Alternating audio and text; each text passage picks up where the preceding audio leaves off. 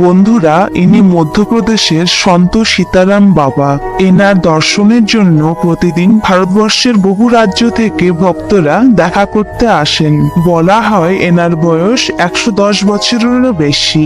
এই সন্ত সীতারাম বাবা প্রতিদিন 20 থেকে 21 ঘন্টা তুলসীদাসের রামচরিতমানস পাঠ করেন।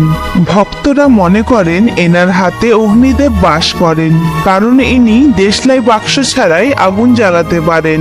এর জন্য তিনি 10 বছর দাঁড়িয়ে থেকে এবং 12 বছর মৌন থেকে কঠোর তপস্যা করেছিলেন।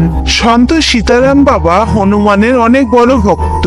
এই সন্ত নিজের শরীরকে এমন ভাবে তৈরি করেছেন যে যতই গরম হোক কিংবা শীত, সবসময় তিনি উন্মুক্ত শরীরেই থাকেন। এত বয়স হওয়া সত্ত্বেও এই বাবা তার নিজের রান্না নিজেই করেন। ভক্তদের কাছে দান দক্ষিণা কেবল 10 টাকাই নেন। এই সীতারাম বাবা